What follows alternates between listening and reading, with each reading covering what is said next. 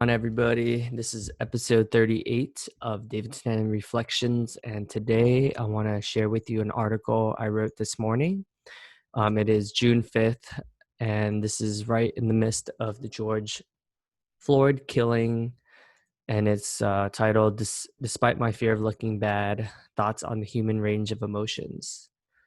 So I read an article about there's 27 human emotions. I'll discuss 26 of them because one of it is like sexual desire, which is not relevant in this article about racism and the systematic of what's going on and how I'm feeling. So I wrote admiration. I have admiration for others taking action when white allies are acknowledging their white privilege. It makes me happy that we're moving and then there's some sort of progress because I do think acceptance is the start before any change happens. I tell people all the time if I see my friends or anyone getting bullied by doing nothing, I'm sending a message that it's acceptable. Adoration. I have adorations for my friends like Aaron and Melvin who have openly shared about their struggles being black, from being arrested, shot at, or being pulled over by cops just because of their dreadlocks or the color of their skin. It breaks my heart when I see that even though we live in this great country, we've not made that much progress at all in regards to racism and systematic and the criminal justice system here. So I said thanks for being vulnerable, and I'm actually interviewing Aaron this weekend about his experience of what it's like being black in this country. Aesthetic appreciation. Although I appreciate the aesthetic of luxury goods, I know that they're being targeted in some unpeaceful riots all over metro areas. I have strong opinions about this, and you don't have to agree. But at the end of the day, material items are not as valuable as lives. So even if it's because there's thousands of racist killings a year, honestly, if it's millions of dollars of merchandise, I would choose for us to make progress on changing the way we look at race over the cost of what it costs to fix the windows. Amusement. I used to laugh at racist jokes all the time that was given to me in a way of dealing with it as a survival mechanism. It never feels good when you're alone and you're the only Asian in the room, and especially when people question like male masculinity within Asians. I know it's a pretty racist joke, but I've gotten that my whole life, even in high school and even in the workforce. And um, when I used to meet with decision makers in person, most of them being white males, I used to always feel like an imposter, and I still do sometimes. Anxiety. Who isn't feeling anxiety right now with COVID, your job, and your livelihood? For those who are privileged enough who do have a place outside of New York City or any major metro area, it's easy. I'm fortunate enough that I can even escape New York City to stay at my fiance's parents' house. But not all of us have the luxury where we can escape to go somewhere else. I know I'm extremely blessed and privileged, and I would be lying if I didn't acknowledge that I've betrayed my city by leaving it in a way during the time where, it's a tough time right now to be living in New York City. Um, and I left before it became quote unquote dangerous to stay in New York City. Awe. I'm in awe of all of the peaceful protesters and people of all colors, backgrounds, and experiences. When cops are marching with protesters in some cities, that gives me hope that change will come eventually, even though it's taken us this long. Awkwardness. It's never an easy conversation when you bring race up as an issue. People inherently don't like change. And think of how many old school parents still think it's okay to treat others like a second class citizen.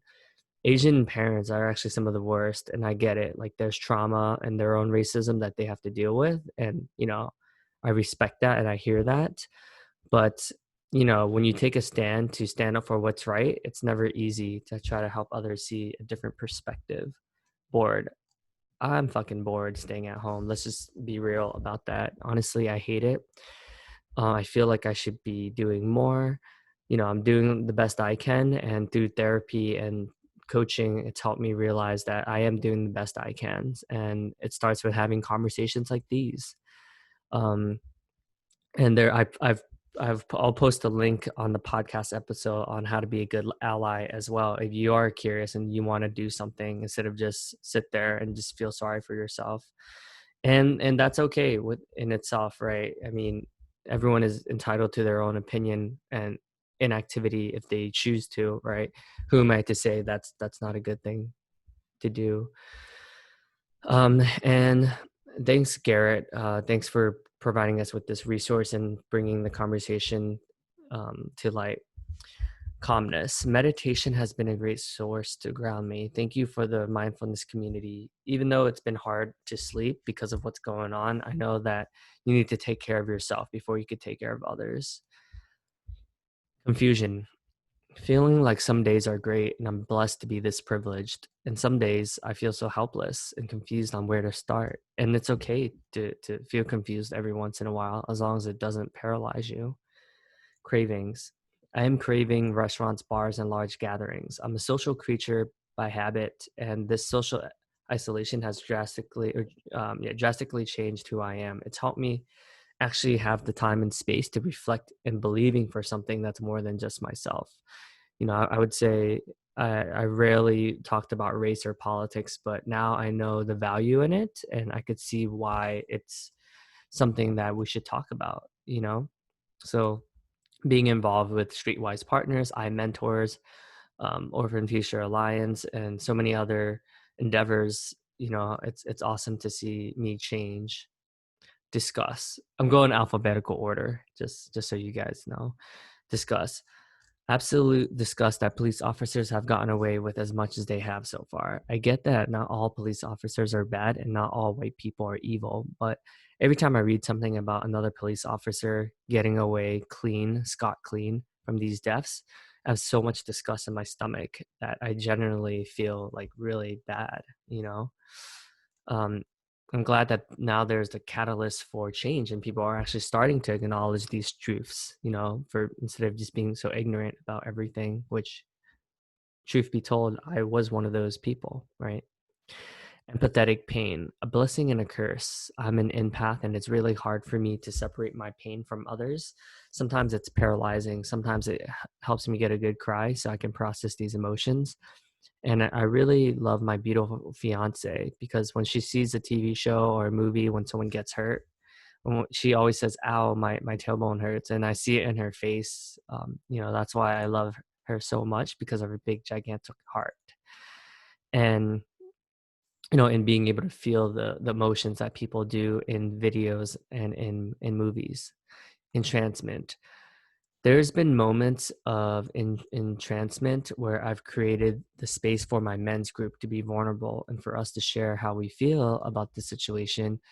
And even on my team at LinkedIn, which is a team full of, I'm the only non-white person on my team.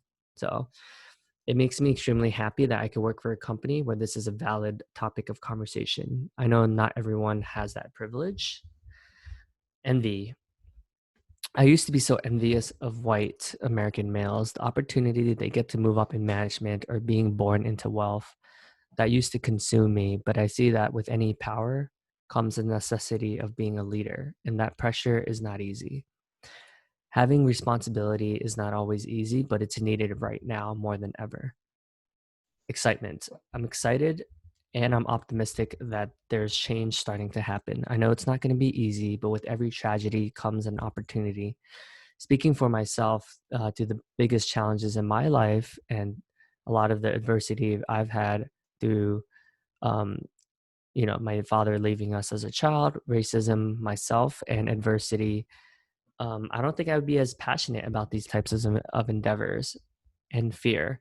Of course, there's fear in regards to like posting things like this in regards to my professional brand. How are others going to perceive what I'm saying? Is it going to affect my future career choices? For every 10 good comments, there's always like a couple of bad comments, or I guess how I interpret it as bad comments as well. And knowing that many executives and decision makers are white, I know that it's not everyone is ready to have this type of conversation, but I'm firm in who I am and I am standing for social justice. Horror. The horror as I watch George Floyd and many other videos over the past few years, I asked myself, like, that can very well be my close friends who are Black. Like, I can't imagine if it was Ryan or Aaron or Melvin. I would be devastated if that was them dying from this. I'm interested in change and how companies like LinkedIn are starting the conversation. I know that action is more important, but starting the conversation and being interested in it is one way forward. Joy. There's so much joy when I see us come together and start to view others as strangers, and not as strangers, but as one species, as a human. Nostalgia. I miss the simpler days where I could walk around the halls of work, even at LinkedIn or even prior to that, ignorant of what's going on around me. In a way, humans are great at avoiding the problem. Many of us naturally love conflict. Life is much easier this way.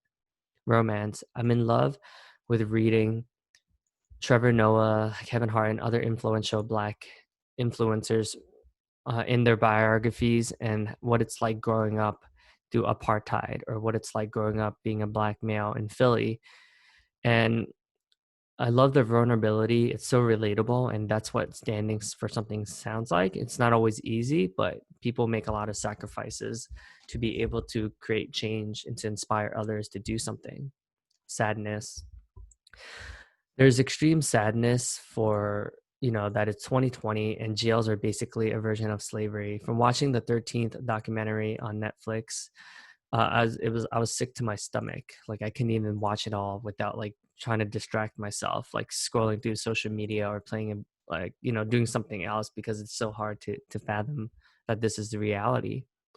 Satisfaction. I will be satisfied when I start to see real change instead of just speaking about change, but I do think that's a great start.